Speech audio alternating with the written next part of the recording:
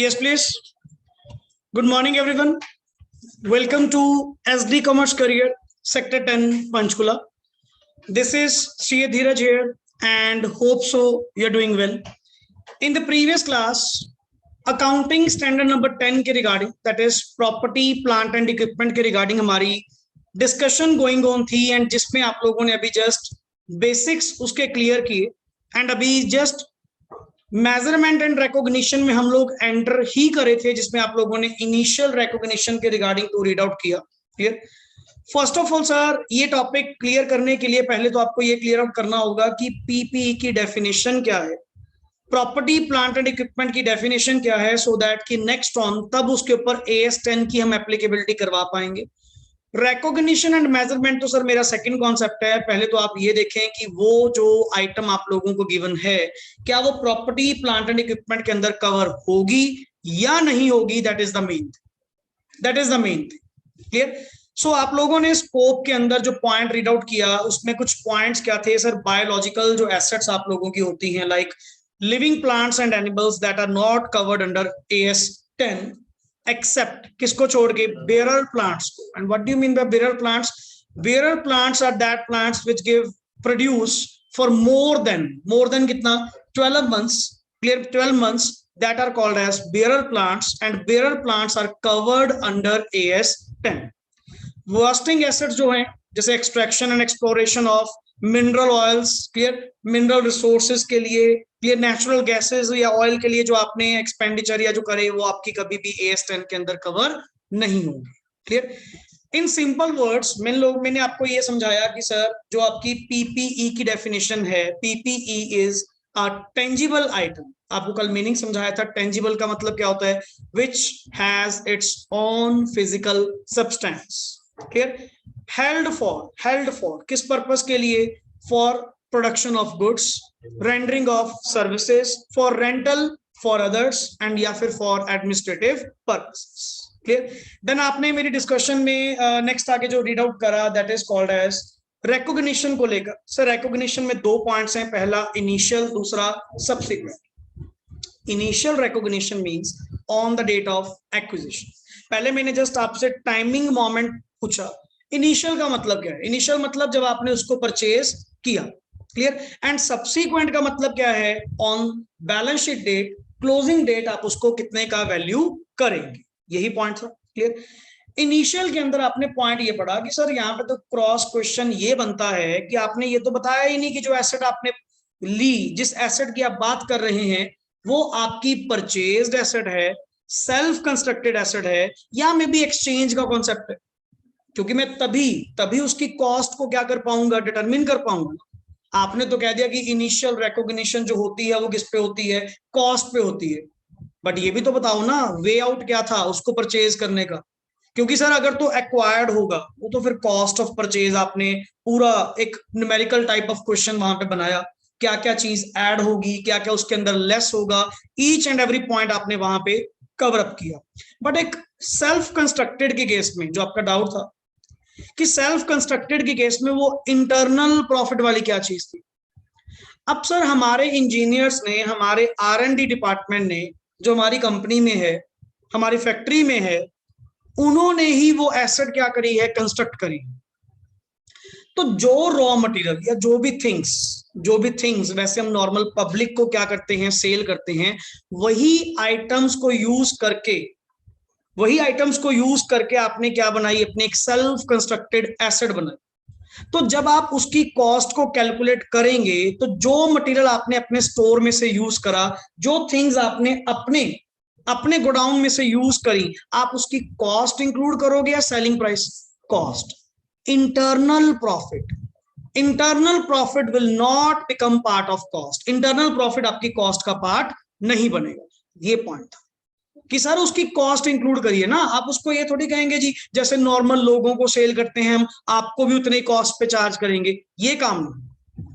And रही बात last word exchange के केस में, सर अगर तो आपकी उन एसेट्स का कमर्शियल सब्सटेंस है, what do you mean by commercial substance, readily available market, अगर तो है, फिर तो सर एक्सचेंज के केस में एक्सचेंज के केस में आप किस पे रिकॉर्ड करेंगे? Fair value of asset given और fair value of asset obtained, whichever is more clearly evident. जो इनमें से मोर क्लियरली एविडेंट होगी हम तो उस पर रिकॉर्ड करेंगे सर।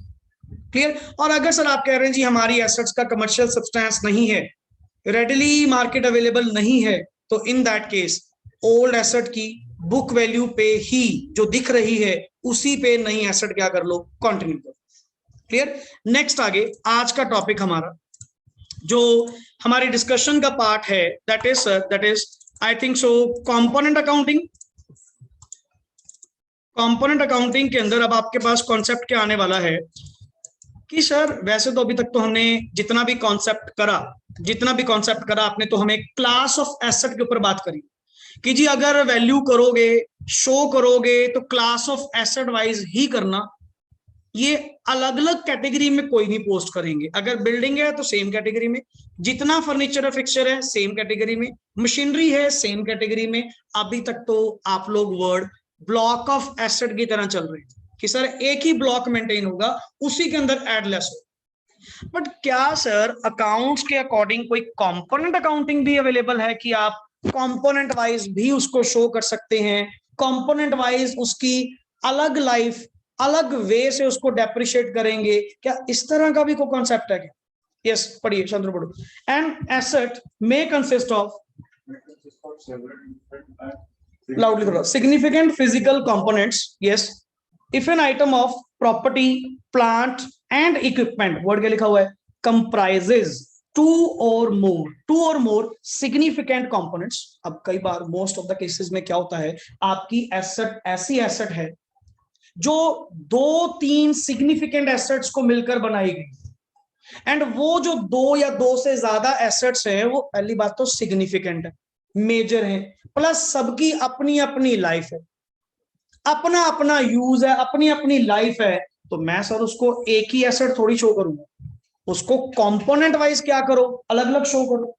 क्लियर? आगे क्या लिखा हुआ है, with main word with substantially different useful life, main चीज is diff of economic benefit। अब आपसे क्वेश्चन यही पूछा जाएगा, बताइए सर ये जो एसेट्स आपने परचेज करी हैं, इन एसेट्स को आप डिफरेंट ट्रीट करेंगे या सेम क्लास ट्रीट करेंगे? मैं कह रुको सर दोबारा बताना, क्या इन एसेट्स की जो एसेट्स हैं क्या वो सिग्निफिकेंट एसेट्स हैं अपने आप में?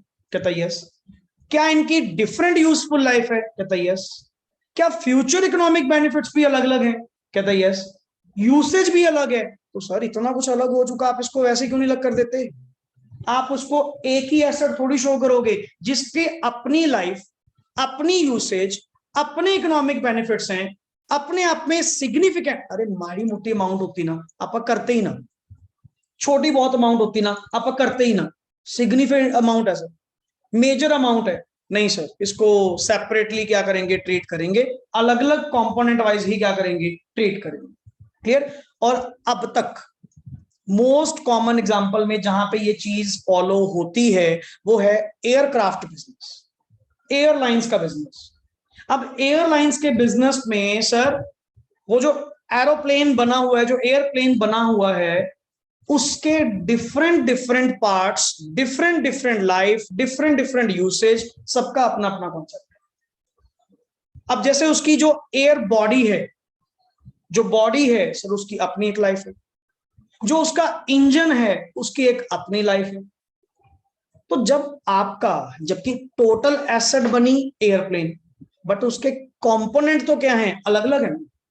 क्लियर? आगे पढ़िए सर। ईच कंपोनेंट, मेरा रूल तो ये कहता है each component should be, word क्या लिखा हुआ है, रिकॉग्नाइज्ड एंड डेप्रिशिएटेड। रिकॉग्नाइज्ड भी, डेप्रिशिएट भी क्या होगा, सेपरेटली, अलग अलग करा जाएगा, ओवर इट्स, वर्ड क्या लिखा हुआ है, इंडिविजुअल। इंडिविजुअल उसकी अपनी, इंडिविजुअल मतलब उसकी अपनी जो लाइफ होगी उस लाइफ के अंदर हम क्या करेंगे, write off. Clear? Individual useful life. Next आगे, in this accounting, whenever in this accounting whenever any replacements are made, और कभी सर, कभी अगर इन एसेट्स के अंदर कभी आप कोई रिप्लेसमेंट्स भी करेंगे, होती हैं, करनी तो पड़ेंगी, कंपोनेंट है, जब वो एबॉलिश हो जाएगा, राइट ऑफ हो जाएगा, तो नेचुरली सर उसके बाद उसको क्या करना पड़ेगा, रिप्लेस करना पड़ेगा।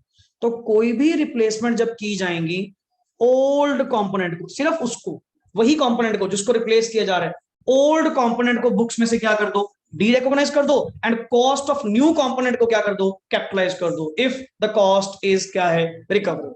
वही तेरे रिकॉग्निशन के पॉइंट्स कि कॉस्ट रिलायबली मेजर्ड है, प्रोबेबल है, फ्यूचर इकोनॉमिक बेनिफिट्स मिलेंगे, नई एसेट को डेबिट कर दो, पुरानी वाली को बाहर कर दो। समझ गए ना point? But sir component wise, component wise, the main word is component wise, अगर है कंडीशंस हैं तो। क्लियर? नेक्स्ट आगे, जैसे कुछ एग्जांपल है, पढ़िए नीचे पढ़ना। X limited acquired an aircraft for 50 crores 50 crore का एक एयरक्राफ्ट आपने क्या किया, परचेज किया। The life of the engine is कितनी है, 20 years, and the body of aircraft should be changed in 10 years। Naturally sir engine उसका 20 साल चल सकता है, बट उसकी जो बॉडी है, क्लियर, वो चलती है 10 साल, हवा में उड़ेगा, बाहर से नुकसान तो होंगे, ठीक है ना। तो बॉडी की जो लाइफ अपनी है वो कितनी है, सिर्फ 10 साल है। आगे नेक्स्ट इज फ्लो शुड, हाँ सॉरी हाउ शुड इतनी कर्सिव लिख देते हैं पता नहीं लगता।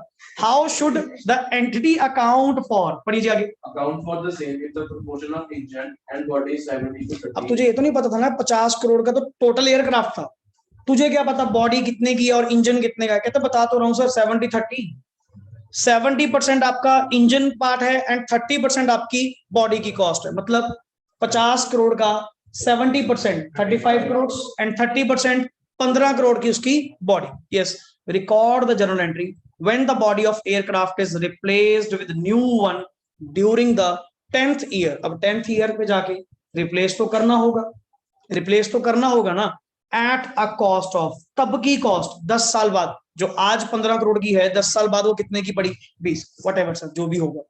मेरे को तो ये बताओ आप एंट्री कैसे पास करेंगे। सबसे पहले number 1, right provision of AS10। पहले आपको कोट करना होगा, कहीं डायरेक्टली एंट्री पास करनी शुरू कर दो।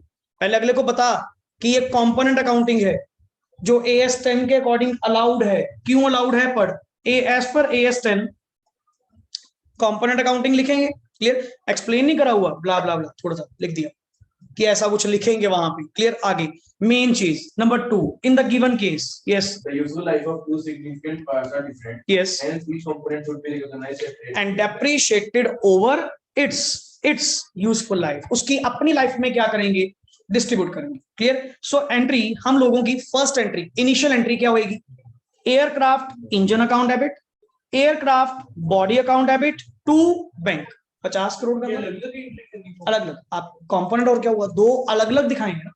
बॉडी, क्योंकि इस 15 करोड़ को 10 साल में और इस 35 करोड़ को 20 साल में, जिसकी जितनी लाइफ उसके अकॉर्डिंग अपन राइट ऑफ करेंगे, बट एक वर्ड तो नहीं करेंगे ना, तो हमने स्पेसिफिक कर दिया। आगे yes please, next is depreciation on aircraft body per annum, हर साल 15 करोड़ का 10 से डिवाइड करके 1.5 करोड़ 1.5 करोड़ हर साल आप क्या करेंगे, राइट ऑफ करेंगे। Clear? So book value of aircraft body after 9 years, क्योंकि आपने 10th ईयर में रिप्लेस करा, तो पहले 9 तक तो माइनस कर दें, 10th ईयर की ओपनिंग बुक वैल्यू निकाल लें। कैसे सर? 15 करोड़ की थी, 9 साल की डेप्रिसिएशन माइनस करो, 9 साल की कितनी थी, 1.5 करोड़ इंटू 9 13.5, तो 10वें साल 10th ईयर की बुक वैल्यू आपकी कितनी होगी, 1.5 crore. Clear? Sir book value for the 10th year is 1.5 crore. Now अब आपने क्या करा, इसको रिप्लेस कर दिया और डी रिकॉग्नाइज करने की आपने रूल क्या पढ़ा था, आपने पॉइंट क्या पढ़ा था, जिस साल आप रिप्लेस करेंगे पुरानी वाली को डी रिकॉग्नाइज कर दो। पुराने वाले की वैल्यू कितनी आ रही है, 1.5 करोड़, डी रिकॉग्नाइज करना है ना, प्रॉफिट एंड लॉस, कोई और तरीका है ही नहीं हमारे पास। Profit and loss account debit to aircraft body, खत्म। इसकी जगह नई बॉडी जो हमने परचेज करी, aircraft body account debit to 10th year से इस 20 करोड़ के ऊपर जितनी इसकी लाइफ होगी आगे इसको कंटिन्यू करना शुरू कर देंगे। किसको? अरे वो भी तो प्रॉफिट एंड लॉस में जाएगा, बट ये डेप्रिशिएट नहीं हो रही ना। मैंने कहा 10th ईयर में डीम्ड है स्टार्टिंग। क्लियर? बात तो वो भी तुम्हारी एक ही है। आप करो जी सर लास्ट वाले दिन करिए, फिर तो कहते depreciation account debit to aircraft body. आप कह रहे हो स्टार्टिंग में कर दी, अब इस 1.5 लाख, इस 1.5 करोड़ को जो मेरी बुक्स में बुक वैल्यू आ रही है, डी रिकॉग्नाइज तो करना है। डी रिकॉग्नाइज का एक ही पॉइंट है, सीधा profit and loss debit, profit and loss account debit. अरे वैसे भी डेप्रिसिएशन भी लिखोगे, वो भी तो कहां पे जाएगी, ठीक है ना। बट अल्टीमेटली अगर यूज करके रिप्लेस करी है तो कुछ पार्ट डेप्रिसिएशन, कुछ पीएल। मैं यहाँ पे अज्यूम करके चल रहा हूँ सर 10th ईयर आपने कहा है कि स्टार्टिंग में ही कर दिया होगा, तो स्टार्टिंग में ही पीएल अकाउंट डेबिट टू क्या कर दिया मैंने, एयरक्राफ्ट बॉडी, वो तो पुरानी को डी रिकॉग्नाइज, मतलब ये डी रिकॉग्निशन की एंट्री थी ऊपर वाली, और उसी डेट को आपने एक नया 20 करोड़ का क्या कर लिया, नया एयरक्राफ्ट बॉडी परचेज कर। नेक्स्ट आगे चल। यस, अब तक सर कंपोनेंट अकाउंटिंग तो कंप्लीट। अब सवाल आता है मेरा दूसरा, वो जो आपने लास्ट सब्सीक्वेंट छोड़ा था कि सब्सीक्वेंट एक्सपेंडिचर का मेन सवाल तो ये है, और ये तो पहले टाइम भी था। एक्सपेंडिचर तो शुरू से ही रहा है, एक्सपेंडिचर में 2 एरोस थे, पहला रेवेन्यू, दूसरा कैपिटल, ये तो शुरू से ही रहा है, चाहे वो इनिशियल एक्सपेंडिचर था, चाहे वो तेरा सब्सीक्वेंट है, ये तो हमेशा ही सवालों में रहा। पढ़िए, subsequent expenditure to add to the existing asset, replace और सर्विस इट। क्योंकि सर ये अलग अलग होंगे, आपने जो एक्सपेंडिचर करा वो किस पर्पस के लिए करा वो भी तो बताओ ना। हम तो उसके अकॉर्डिंग टू गाइड कर पाएंगे कि उसको एसेट में डेबिट करें, प्रॉफिट एंड लॉस में डेबिट करे तो क्या करें। तो मेरे को थोड़ा सा गाइड करेंगे कि अल्टीमेटली जी मान लो उस एसेट के ऊपर आपने 1 लाख रुपए का खर्चा करा। सर खर्चा करना डजंट मीन एसेट, एंड खर्चा की अमाउंट जो है, एक्सपेंस की जो अमाउंट है, दैट डजंट डिसाइड कि दैट इज एन एसेट। ये कभी नहीं कहती कि आपने 1 लाख रुपए लगाया तो वो हमेशा आपकी एसेट ही होगी। अमाउंट कभी डिसाइड नहीं करती, कंडीशंस डिसाइड करती हैं कि वो एसेट है या नहीं। पढ़िए सर, अब मेरा सवाल आपसे ही, क्या डज सब्सीक्वेंट एक्सपेंडिचर जो तुमने करा, जो तुमने सब्सीक्वेंट एक्सपेंडिचर करा, मैं उल्टा तुमसे पूछ रहा हूं, क्लियर। अब यही चीज आप लोग अगर मॉड्यूल में से या डिफरेंट बुक्स में से पढ़ेंगे, सर 1 लाइन की 10 लाइंस बनी होती, इतना ज्यादा एक्सप्लेन किया होता है। अप्पा ने सर बिल्कुल क्रक्स निकाल के लिखा हुआ है, क्लियर। एंड इतना श्योर हूं 95%, 97% ये फुल कंप्लीट अपने आप में।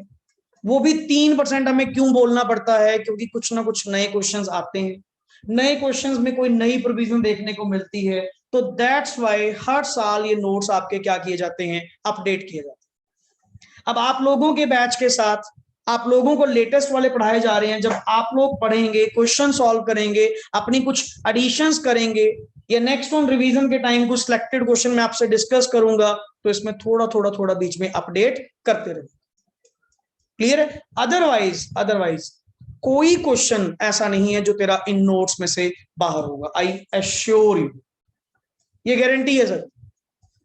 ये अपने आप में बिल्कुल सफिशिएंट लैंग्वेज लिखी हुई है कि don't look here and there.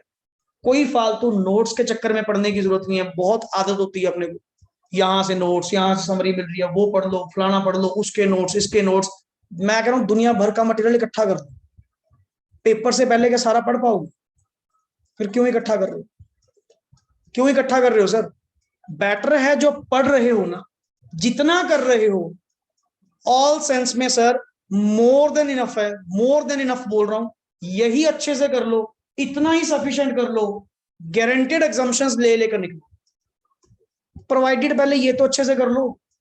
अपने को आदत होती है ना, पेपर से कोई यूट्यूब से मिला, कोई यहां से मिला, वहां से मिला। मैं कह रहा हूं दुनिया भर में मटेरियल पड़ा यार, वर्ल्ड लेवल का ले ले, चाहे इंडिया में एप्लीकेबल ना हो। क्या कर पाओगे पेपर से पहले इतना मटेरियल? फिर क्या फायदा? यही सफिशिएंट है सर, बहुत। अब मैं आपसे पूछ रहा हूं, जो सब्सीक्वेंट एक्सपेंडिचर है, क्या वो इंक्रीज कर रहा है किसको? Future economic benefits. मेरा मतलब भी तो इससे था। और मैं हमेशा ही एक वर्ड, जो आप रेवेन्यू या कैपिटल एक्सपेंडिचर बोलते हो, मेरा एक कंडीशन के ऊपर डिपेंड है। मैं क्या बस ये बता दो, जो तूने सब्सीक्वेंट एक्सपेंडिचर करा, जैसे तूने उस मशीन के ऊपर लाख रुपए लगाया और मेरे से पूछ रहा है कि वो लाख रुपए मैं एसेट में डेबिट करूं या प्रॉफिट एंड लॉस में डेबिट करूं। मैं क्या बस एक बात बता दे, वो लाख रुपया लगाने से क्या तेरे फ्यूचर इकोनॉमिक बेनिफिट्स में कोई इंक्रीज हुआ? क्या कोई इंक्रीमेंट, कोई फायदा हुआ? हाँ सर, पहले 50,000 मिलता था, अब वो लाख रुपया और लगाने से 55,000 होगा, 60,000 का फ्लो करेगा, बिना कहे उसको क्या कर, एसेट में डेबिट कर। क्यों? तेरी कंडीशन क्या हो रही है? सेटिस्फाई कि sir yes, future economic benefits में क्या मिल रहा है? इंक्रीमेंट मिल रहा है। अब मैं कह रहा हूं जी लाख रुपए मैंने लगा तो दिया, फायदा तो कोई भी नहीं होगा, फायदा तो कोई भी नहीं होगा, कोई फ्यूचर इकोनॉमिक बेनिफिट्स में फायदा नहीं होगा। पहले भी 50,000 मिलता था साल का, अब भी 50,000 मिलेगा, इसको प्रॉफिट एंड लॉस में डेबिट कर। जैसे अपन कहते हैं रिपेयर करवाई, रिपेयर करवाई, चाहे गाड़ी की है चाहे अपनी मशीनरी की है, रिपेयर करवाई, स्पेयर पार्ट चेंज हुआ, स्पेयर पार्ट चेंज होने पे लग गया जी मेरा 1.5 लाख रुपए, 1.5 लाख।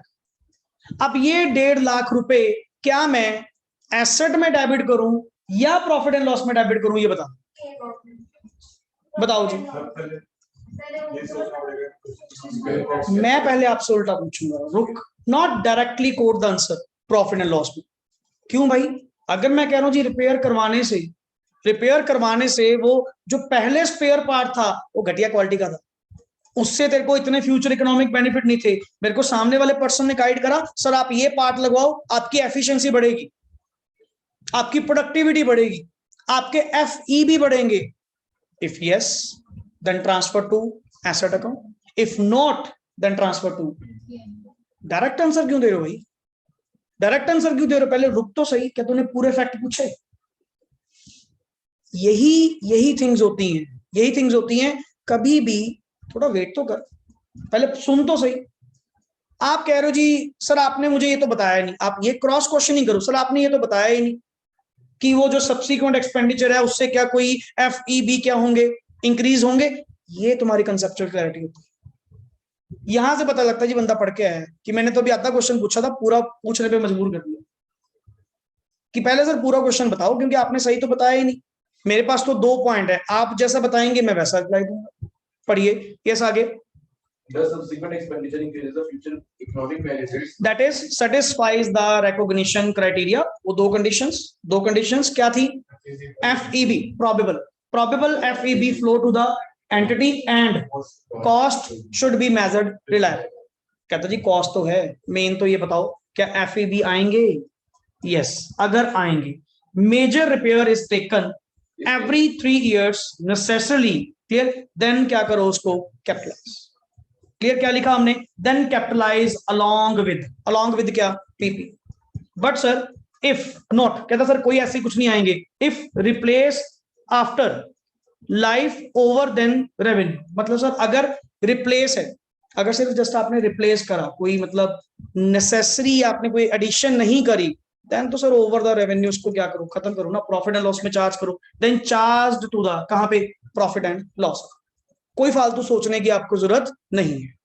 क्लियर? नेक्स्ट आगे चलिए, note Increase in FEB means increase in the number of goods produced, reduction. और may be reduction in the cost also. ये भी तो सर फायदा ही है, ये भी तो फायदा ही है। जैसे कहते नहीं सर आप प्रोडक्शन लाइन में हो, कहता है ये स्पेयर पार्ट चेंज करवाने से क्या होगा, कहता सर आपका पर यूनिट कॉस्ट अब कितनी आती है, कहता जी 8 रुपए, ये पार्ट चेंज करवाओ 8 रुपए से कम आएगी। मैं कहूंगा जी आपने तो कहा था एफईबी आएंगे, ये तो कुछ आ तो रहा नहीं। कॉस्ट बचना भी तो तेरी क्या है? एफईबी है, वो भी तो इकोनॉमिक बेनिफिट है, वही तेरा प्रॉफिट मार्जिन नहीं बढ़ गया क्या? आप देख रहे हैं कब आएंगे आ तो रही। कॉस्ट का डाउन जाना, प्रोडक्टिविटी का बढ़ना, क्लियर, या डायरेक्टली बेनिफिट्स मिलना, ये सारे एफईबी के अंदर इंक्लूड होते हैं। आगे नेक्स्ट इज, आगे चलिए, major inspection. A condition of continuing to operate an item of PPE. हाँ, For example, can an aircraft or ship may be performing regular major inspections for faults. Sir ये जो तुम्हारे ships है ना, aircraft, वैसे inspection cost कभी भी cost का पार्ट नहीं बनती, बट सर इनके केस में तो फ्रीक्वेंटली रेगुलरली इंस्पेक्शंस होती रहती हैं। आप ये मानिए जितनी बार फ्लाइट चलती है, टाइम टू टाइम इनका अपडेट रहता है, ईच एंड एवरी पार्ट का, इतने सेंसर्स लगे होते हैं, कुछ छोटी चीज थोड़ी है, एक बार में ले मरेगा सबको।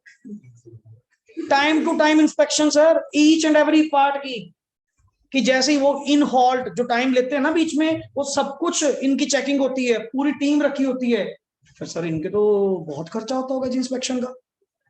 और इंस्पेक्शन कौन सा कोई नॉर्मल पर्सन करेगा, एक नॉलेजेबल पर्सन करेगा। लाइक जो एयरक्राफ्ट प्रोफेशनल्स होंगे, जो इंजीनियर्स होंगे, अब वो तो पैसे भी बहुत लेंगे और इनको देने भी पड़ते हैं। अब सर वही बात आ गई, अब ये जो एक्सपेंडिचर है तो एक्सपेंडिचर है, क्या ये प्रॉफिट एंड लॉस में जाएगा या आपके capital account, that means asset account में कैपिटलाइज किया जाएगा? सर दैट डिपेंड्स कि आपका पॉइंट क्या है। पढ़िए sir, when each major inspection is performed, its cost is capitalized as per part of. Sir इसको कैपिटलाइज करिए, क्योंकि आपका बिजनेस ही ऐसा सर, एयरक्राफ्ट की इसमें तो इंस्पेक्शन कॉस्ट ही बहुत मोटी है। शिप्स के केस में इनके तो बहुत बड़ी बड़ी रिपोर्ट्स बनती हैं, टाइम टू टाइम, पता नहीं साल में कितनी बार तो इनकी इंस्पेक्शंस होती हैं, और that is your regular part sir, to keep update. और मेन वर्ड क्या लिखा हुआ था? Continuing to operate an item. Word क्या लिखा हुआ है? To operate an item. उसको चलते रहने के लिए आपको बार बार क्या करवानी पड़ती है? इंस्पेक्शंस करवानी पड़ती हैं, कि अगर जरा सा भी फॉल्ट हुआ बहुत बड़ा नुकसान हो जाएगा। क्लियर है? तो ये जो इंस्पेक्शन कॉस्ट है, that is the sir major cost, and major cost है तो आपको ये क्या करनी पड़ेगी? कैपिटलाइज। तो इंस्पेक्शन का पॉइंट एयरक्राफ्ट में, शिप के केस में थोड़ा याद रखना। क्लियर? नेक्स्ट आगे, यस प्लीज। सब्सिक्वेंट रिकॉग्निशन पढ़िए जी। Entity has to apply cost model or evaluation model. अब देख बार बार नीचे क्या लिखा हुआ है word? Balance sheet revaluation. Subsequent के केस में आपने क्या कहा था? बैलेंस शीट डेट को, क्लोजिंग डेट को। Clear sir? Entity has to apply या तो क्या? कॉस्ट मॉडल, या क्या?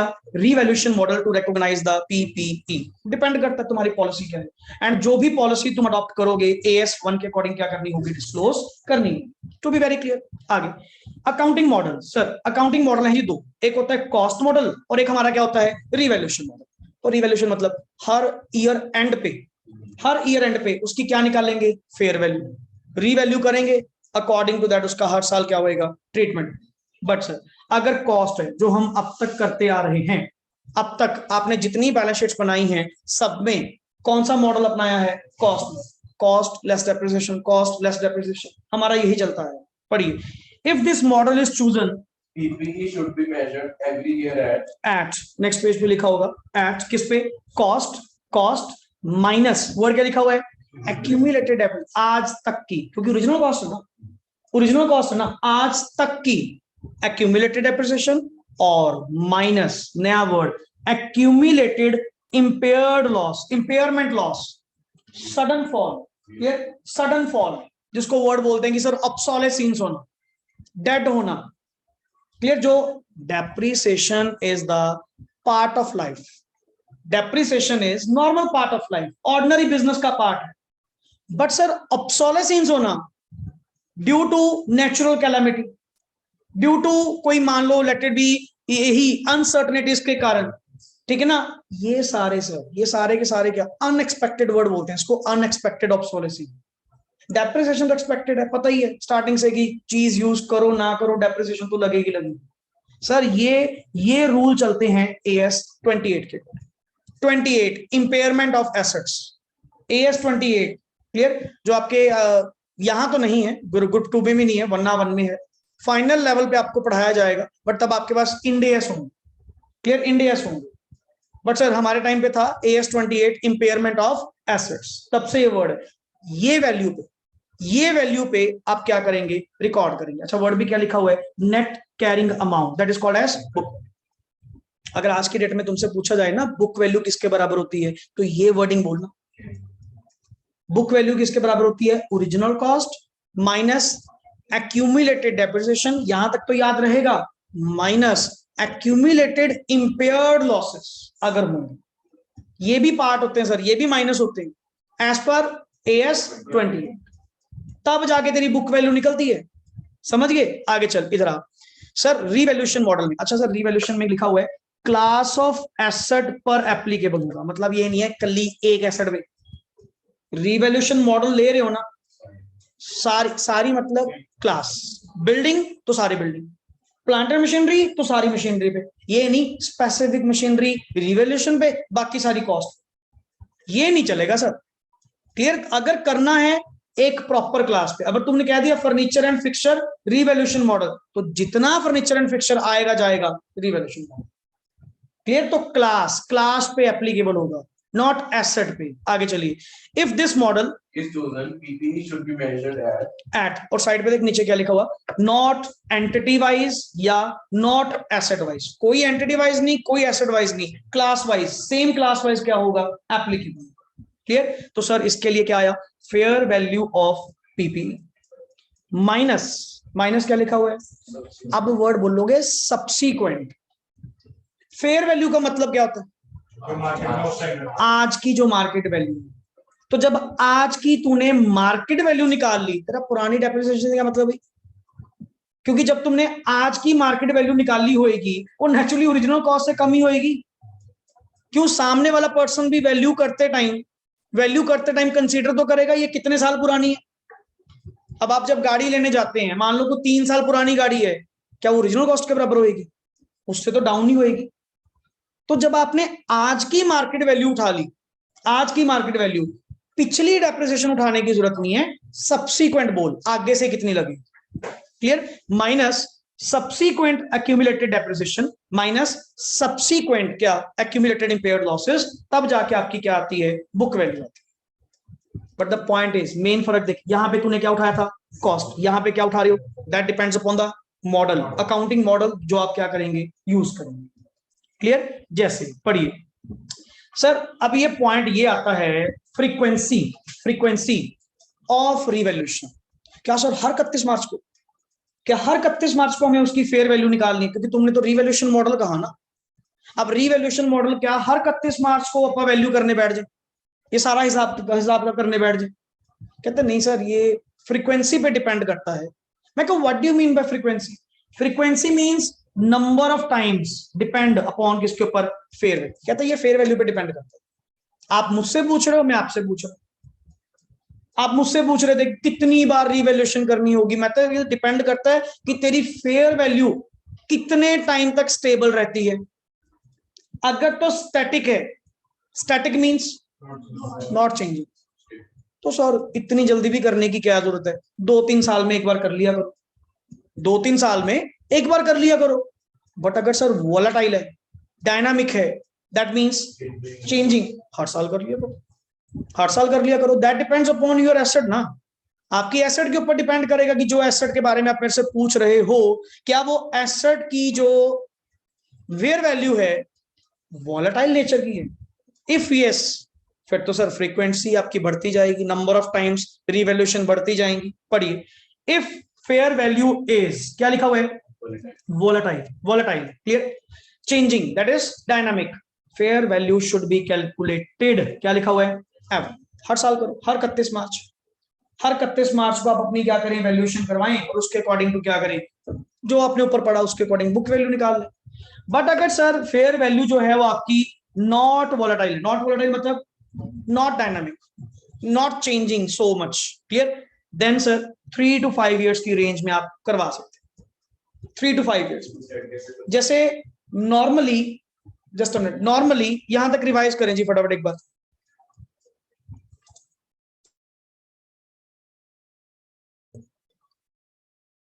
Yes please. तो लास्ट हमारी जो डिस्कशन रनिंग थी that is all about sir frequency of revaluation को लेकर, सॉरी रिवॉल्यूशन को लेकर। फ्रीक्वेंसी का मतलब आपने क्या रीड आउट किया कि सर अगर तो आपकी fair value of the asset volatile nature की है, वोलेटाइल का मतलब आप लोगों ने क्या पढ़ा कि सर अगर वो चेंजिंग है, ये डायनामिक है, तो in that case every year आपको करना चाहिए। बट सर अगर वो वोलेटाइल नहीं है तो 3 to 5 years के अंदर, हाँ यहाँ एग्जांपल मैं आपको देने वाला था, जैसे इमूवेबल प्रॉपर्टी के केस में जो प्रॉपर्टी वैल्यूएशन होती है लैंड एंड बिल्डिंग के केस में, वो जो आप एक बार आर्किटेक्ट से क्या करवाते हैं, वैल्यूएशन करवाते हैं ना, वो 3 साल के लिए क्या होती है, वैलिड होती है। Clear? Because land and building के केस में वैल्यू बहुत ज्यादा फ्लक्चुएट नहीं करती, क्लियर, स्टेबल काउंट होती है, नॉट सो फ्रीक्वेंटली। इसीलिए जितने भी जैसे आपके हम बैंक ऑडिट्स पे जाते हैं, फिर बैंक ऑडिट्स के केस में नॉर्मली जब फाइल चेकआउट होती है वहां पे हमने वैल्यूएशन रिपोर्ट देखनी होती है कि जो लैंड एज अ सिक्योरिटी ली गई, जो बिल्डिंग एज अ सिक्योरिटी ली गई, प्लेज की गई, उसकी वैल्यूएशन कब की हो रखी है। अगर तो टिल डेट तक 3 साल नहीं हुई वैलिड है सर, कोई दिक्कत नहीं। बट अगर 3 साल पुरानी लगी हुई है, साथ के साथ मार्क डाल देते हैं कि वैल्यूएशन रिपोर्ट यहाँ पे लेटेस्ट वाली अटैच्ड नहीं है। तो ये पॉइंट वहां पे एप्लीकेबल। क्लियर, कि अगर स्टेबल है तो चलती रहेगी सर, अगर स्टेबल नहीं है तो एवरी ईयर आप उसकी क्या करवाएं, रिवैल्यूएशन करवाएं। पढ़िए जी सर, रिवैल्यूएशन की अकाउंटिंग बताएं। यहां पे मैं आपको बताना चाहूंगा कि जैसा आप लोग AS 12 के अंदर गवर्नमेंट ग्रांट की जैसे रिफंड की एंट्रीज आपने पढ़ी थी, हल्का सा बैकग्राउंड यहाँ पे यूज होगा, वैसा ही वैसी अकाउंटिंग ही। जैसे पढ़िए, ध्यान से समझना, ये अच्छा कॉन्सेप्ट है वाला। When PPER are revalued for the first time. For the first time, पहली बार रिवैल्यू होगी। तो सर जब फर्स्ट टाइम रिवैल्यू होगी, जैसे मैंने एग्जांपल यहाँ पे साथ साथ लिखी हुई रखी है, प्लांट एंड मशीनरी सर कितने की थी, 10 लाख। कितने की थी, 10 लाख। वैल्यू कितने पे की गई, आप एंट्री क्या पास करेंगे, आप एंट्री क्या पास करेंगे sir, PPE account debit to revaluation reserve. Revaluation reserve, जब आप रिवैल्यूएशन मॉडल यूज करते हैं, the account which is opened is called as revaluation reserve. अच्छा केस 2, ये तो थी फर्स्ट टाइम, बट कौन से वाली, अपवर्ड। बट अगर कौन सी है, डाउनवर्ड, 10 लाख की चीज आपकी कितने में गई, अब रिवैल्यूएशन रिजर्व नहीं, लॉस है, सीधा profit and loss account debit to PP। क्या समझ में आया, क्या समझ में आया यहां तक? अगर तो वैल्यू अप जाएगी फर्स्ट टाइम, सब्सिक्वेंट नहीं बोल रहा क्योंकि अगले वाले में चेंज आएगा। फर्स्ट टाइम, पहली बार जो रिवैल्यूएशन की गई थी, क्योंकि मैं बार बार क्या कहूंगा, पहली बार क्या करी थी उसके अकॉर्डिंग ट्रीट कर, तो याद रख पहली बार इंपॉर्टेंट है। फर्स्ट टाइम जो आपने रिवैल्यूएशन करी, क्या वो रिवैल्यूएशन रिजर्व के थ्रू हुई? कहता हाँ सर, अपवर्ड रिवैल्यूएशन हुई थी, 10 वाली एसेट 12 की हुई थी, तो सर 2 लाख से आपने एंट्री के पास करी थी, PPE account debit to revaluation. Clear. दूसरा, अगर डाउन गई थी तो आपने क्या कहा था, सीधा प्रॉफिट एंड लॉस, क्योंकि सेकंड टाइम जो किया जाएगा डिपेंड करेगा कि फर्स्ट टाइम क्या किया था। अब चल sir, when PPE are subsequently revalued, heading. अब आप एंटर कर रहे हैं सेकंड टाइम। मैं आपसे पहले पूछ रहा हूं, केस 1 क्या लिखा हुआ है, केस 1 फर्स्ट टाइम जो की गई थी वो किसमें की गई थी, मतलब पहले एंट्री तूने क्या पास करी थी, PPE टू रिवैल्यूएशन रिजर्व। कहां तक पहुंच गए थे तुम, 12 तक। कहां तक पहुंच गए थे, 12 तक। अब बता, 12 लाख वाली चीज 15 लाख की होगी सेकंड टाइम। 12 लाख की चीज, पहला शिफ्ट क्या था, 10 से 12, दूसरा शिफ्ट क्या है, 12 से 15। क्या करोगे, PPE account debit to revaluation, positive positive plus, कोई दिक्कत नहीं है सर। अच्छा, पहला शिफ्ट क्या था, 10 से, आज 12 वाली चीज होगी 11, 12 वाली चीज हो गई 11। मैं तुम तो कहोगे सर वैल्यू डाउन गई, चल प्रॉफिट एंड लॉस, ना ना ना ना, फर्स्ट टाइम क्या करा था, रिवैल्यूएशन रिजर्व ना। अब माइनस भी किसमें से होगा, जब तक रिवैल्यूएशन रिजर्व का बैलेंस डाउन नहीं जाता तब तक PL को हाथ ना लगाना। एंट्री के पास करी, revaluation reserve account debit to, मैं क्या सुन, पहला शिफ्ट क्या था, 10 से 12, 12 वाली चीज 9 की होगी, 12 वाली चीज 9 की हो गई। पहले किसको उठाएंगे, revaluation reserve account debit 2, profit and loss account debit 1 to PP। समझ गए point, depends on first time क्या करा था उसके अकॉर्डिंग। तो पहला वाला तो आपका केस हो चुका, ये वाला हो चुका जी। आगे चलिए, second case, if first time is क्या थी, डाउनवर्ड। पहली बार जब आपने करा होगा तो क्या एंट्री पास करी होगी, profit and loss account debit to PP। दूसरी बार भी डाउनवर्ड हुआ, 10 वाली 8, 8 वाली 7, 10 वाली 8, 8 वाली 7, डाउन ही जा रही है, profit and loss account debit to PP, जाने दे। क्लियर, ले पेंडेंट। बट सर 10 वाली 8, 8 वाली क्या हुई 9, पहला केस 10 वाली 8 डाउन गया, डाउन करते टाइम क्या करा था, PL टू PP। 8 वाली चीज कहां गई, क्या रिवैल्यूएशन रिजर्व आएगा, नहीं, पहले किसमें करा था, PL में, तो एंट्री के पास करोगे PP account debit to P&L। 10 वाली 8, 8 वाली 11, 2 P&L 1 रिवैल्यूएशन। समझो sir point, that depends upon the first time. तभी देख साथ साथ में ये, चलो अपनी एग्जांपल अलग है शायद, इसमें भी लिखा हुआ है देख, पहला केस 9 लाख, दूसरा case 11 lakh. Sir first case में क्या करोगे, सेकंड केस में क्या करोगे, साथ में लिखा हुआ। इंपॉर्टेंट क्वेश्चन है, आपसे पूछा जाएगा रिवैल्यूएशन के केस में, अकाउंटिंग ट्रीटमेंट। क्लियर, चलिए आगे। Yes, retirement of PPE. हाँ जी, If any PPE is retired from active use from active use and it is and for disposal, such PPE should be stated in balance sheet either at clear, वैसे scrap might be there, हो सकता है scrap value शायद हो, ये नहीं है। either at word क्या लिखा हुआ है, कैरिंग अमाउंट और एनआरवी विच एवर इज। वैसे भी सर आपने हेल्ड फॉर क्या करी हुई है, डिस्पोजल करी हुई है। क्लियर, तो या तो उसको बुक वैल्यू पे पड़े रहने दो, बट एक्टिव यूज से बाहर हो चुकी सर, एक्टिव यूज से बाहर हो चुकी और आप डिक्लेयर कर चुके, ये डिस्कार्डेड है, ये डिस्पोजल के लिए रखी हुई है। जब भी कोई अच्छा ग्राहक मिलेगा निकाल देंगे, कोई अच्छा कस्टमर मिलेगा निकाल देंगे। क्लियर, तो सर जैसे ओरिजिनल कॉस्ट जिसकी कितनी थी 1 लाख, बुक वैल्यू कितनी थी 40,000, कितनी 40,000, एनआरवी कितनी है 42, किस पे रिकॉर्ड करोगे 40, which ever is low, word क्या लिखा हुआ, which ever is low.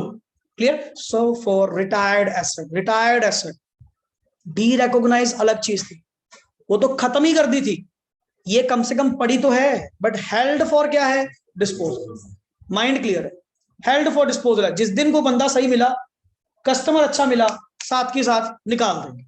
Clear, next आगे चल।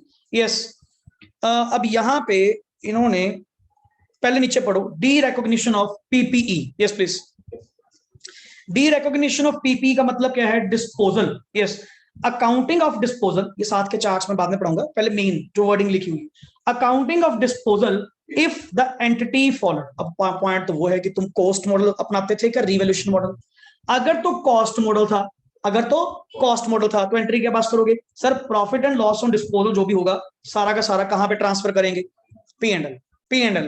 बट सर अगर आपके चलता था revaluation model and revaluation surplus क्या करता है, जैसे पीछे वाला वही बात आ गई ना, वही बात आ गई सर, अभी रिवैल्यूएशन सरप्लस उसका पड़ा है और आपने आज उसको क्या कर दिया, हेल्ड फॉर डिस्पोजल कर दिया। पहली बात, तुम्हारे पे मॉडल कौन सा एप्लीकेबल है, रिवैल्यूएशन, और ऊपर से रिवैल्यूएशन सरप्लस क्या करता है, एग्जिस्ट।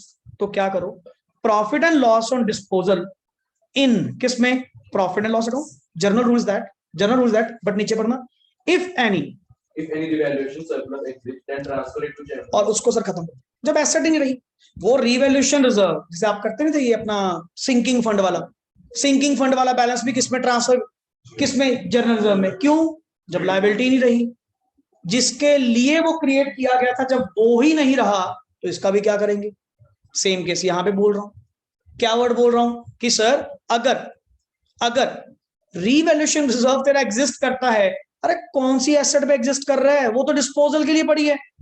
कहता सर ऐसे करो, डिस्पोजल पे जो प्रॉफिट लॉस होगा उसको तो ले जा प्रॉफिट एंड लॉस में, और उधर से जो तेरा रिवैल्यूएशन सरप्लस पड़ा है ना, सारा का सारा उठा के किसमें डाल दे, जनरल रिजर्व में डाल, खत्म कर उसको। एंट्री क्या पास करोगे, revaluation surplus account debit to general. Normal reserve बना लो, अब स्पेसिफिक रिजर्व की कोई जरूरत नहीं है।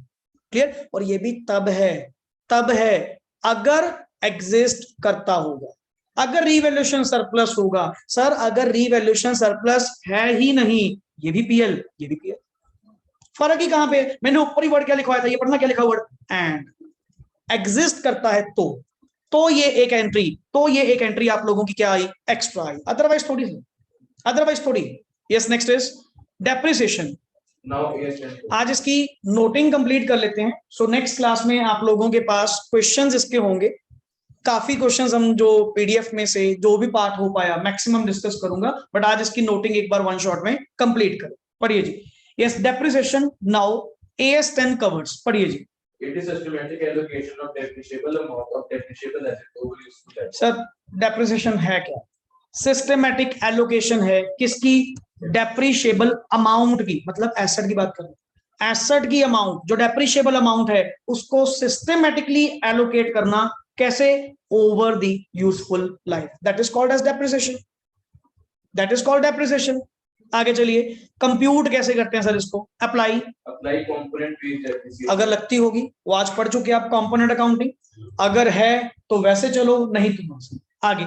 Systematic allocation can be by may be WDV, SLM और एनी अदर मेथड। बस पॉइंट ये है, इट शुड रिफ्लेक्ट, वर्ड क्या लिखा हुआ है, true consumption pattern of the asset. ये बहुत अच्छा वर्ड, इंपॉर्टेंट वर्ड है, जब भी डेप्रिसिएशन वर्ड आएगा ये वर्ड आना चाहिए।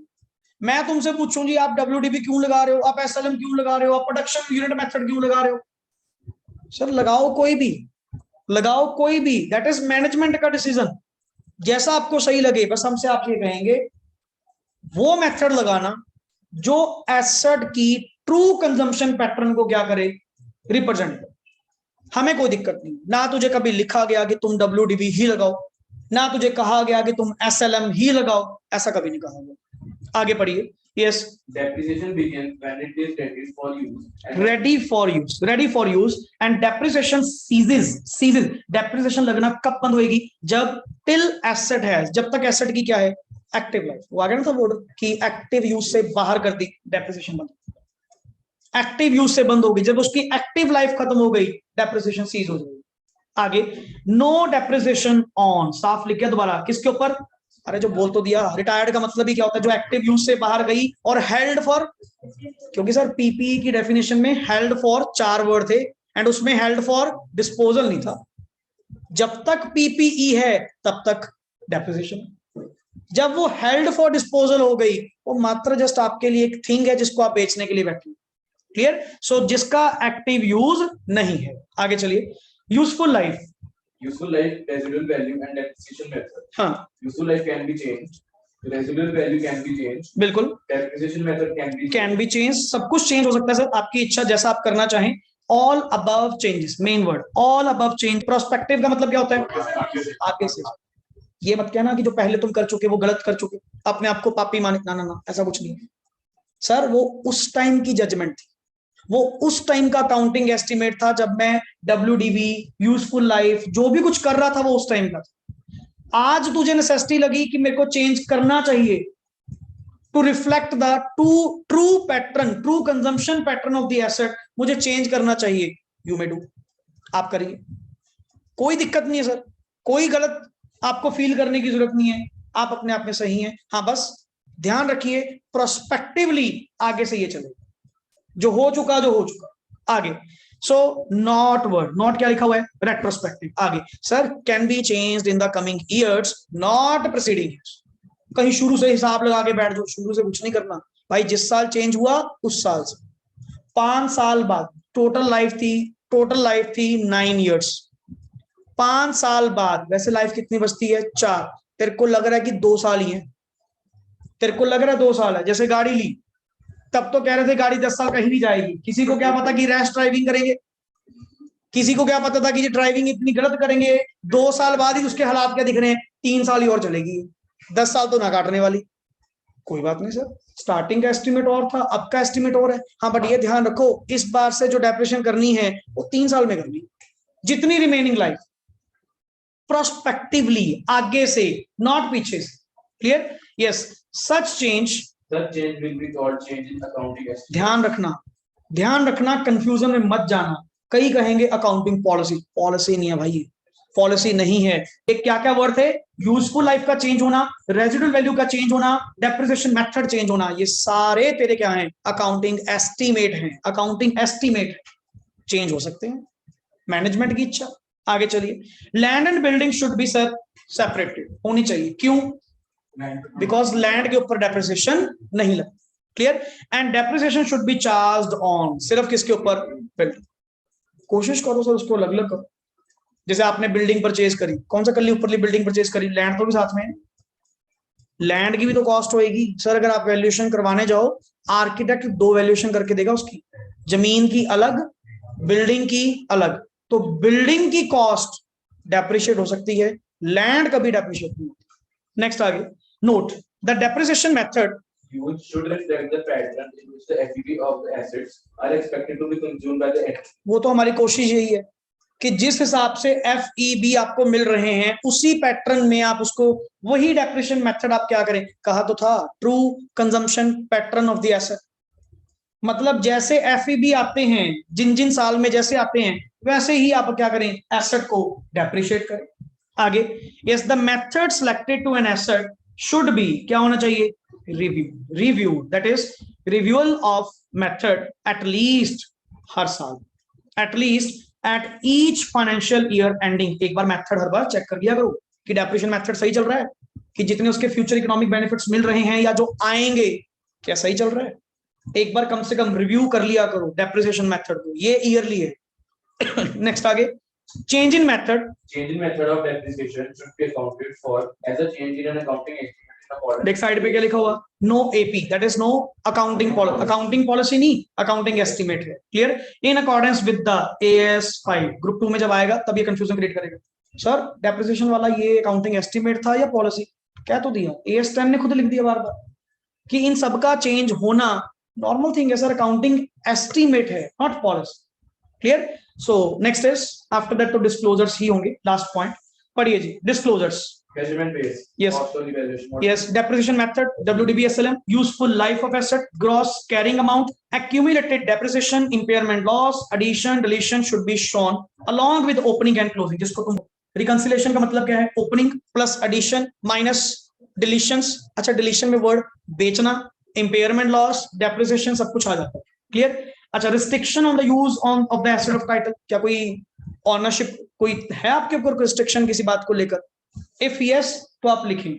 नेक्स्ट इज बेसिस ऑफ, वो फेयर वैल्यू कैसे निकालते हो सर, यहाँ पे मेथड होते हैं DCM, that is discounted cash flow method, या मे बी रिप्लेसमेंट।